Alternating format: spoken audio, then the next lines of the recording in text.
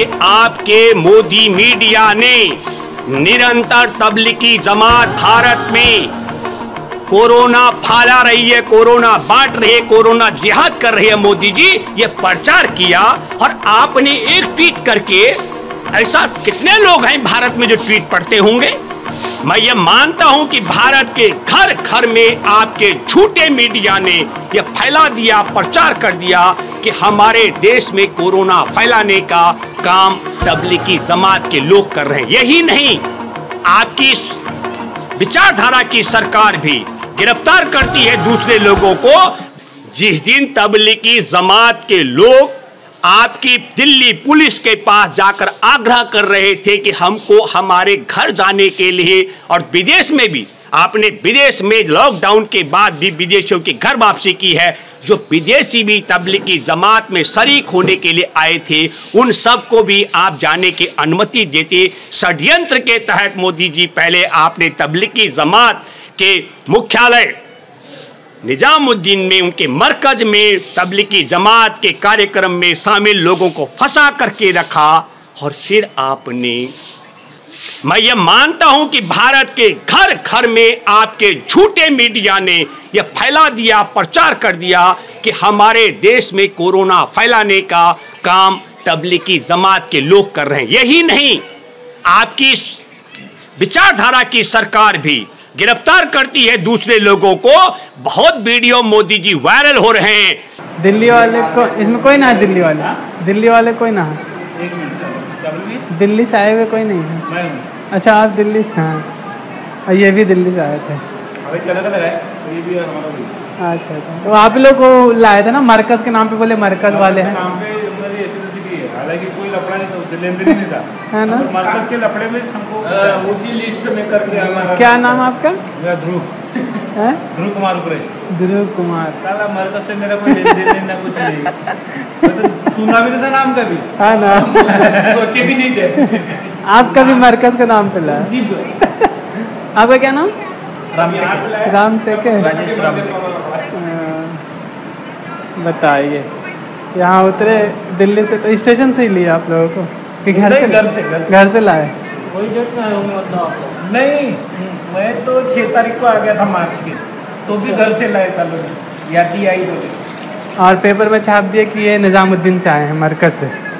चाहे वो पुलिस के ईमानदार अधिकारी हो और चाहे हॉस्पिटल में भर्ती लोग, वो कहते हैं हमारा तबलीगी जमात से कोई मतलब नहीं है, हम तो मुसलमान भी नहीं हैं। और पुलिस कर्मी भी कहते हैं कि देखिए किस तरीके से तबलीगी जमात को बदनाम करने का षड्यंत्र किया जा रहा है। हम फिर दोबारा से एक बात कहना चाहते हैं कि सब लोग अपनी अपनी भूमिका निभा रहे। मध्य प्रदेश की सरकार आटा चोरी करती पकड़ी गई, मोदी की सरकार कोरोना के लिए रैपिड टेस्ट किट नकली मंगवाने की बात उजागर हो चुकी है।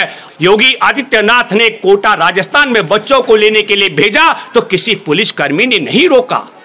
बिहार के एमएलए अनिल सिंह को वहां के नीतीश कुमार ने पास देकर के भेजा अपने बेटे को कोटा लेने के लिए, किसी पुलिसकर्मी ने नहीं रोका। लेकिन पुलिसकर्मी रास्ते में जब कोई गरीब आदमी जाता है रोटी की खोज में तो पिटता है पुलिस से, जब जाता है बच्चे के लिए दूध की खोज में तो पिटता है पुलिस से, जब जाता है बाहर सड़क पर राशन की खोज में तो पिटता है पुलिस से।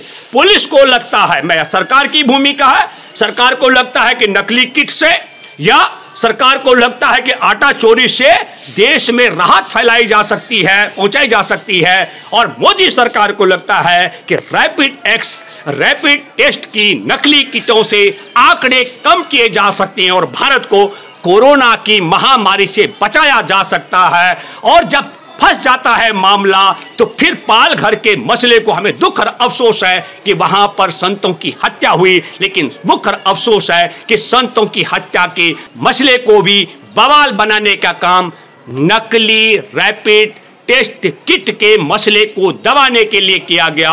और पुलिसकर्मी सोच रहे कि गरीबों को लाठियों से मार पीट करके कोरोना से निपटा जा सकता है। और तमाम देश में मुंबई से लेकर सूरत से लेकर दिल्ली, कलकत्ता, मुंबई, मद्रास नगर महानगरों में जो मजदूर फंसे हुए हैं वो लोग फटफड़ा रहे हैं फंसे नहीं हैं। मैं अगर साफ शब्दों में कहूं, वो अवैध तरीके से बंधक हैं, क्योंकि जिन घरों में वो रह रहे हैं वहां 24 घंटे रहने की गुंजाइश इंसानों की नहीं, बड़ी भीड़ रहना पड़ता है। उनके पास खाने के और जीवन जीने के सही मानवीय तौर तरीके नहीं है। तो पुलिस की लाठियों से अवैध बंधक बने हुए लाखों लाख मजदूर भी चाह रहे हैं, उनकी आत्मा फड़क रही है। वो सरकार से कुछ नहीं मांग रहे, वो कह रहे हैं कि हम अपने परिवार में जाना चाहते हैं, लेकिन वो बेचारे लाचार हैं। संपन्न लोगों के लिए तो, संपन्न परिवार के बच्चों को लेने के लिए तो योगी आदित्यनाथ भी बसों का काफिला भेज सकते हैं, और विधायक के बेटे को लाने के लिए नीतीश कुमार पास दे सकते हैं। मोदी जी, आपने एक बड़ी बात कही थी अपने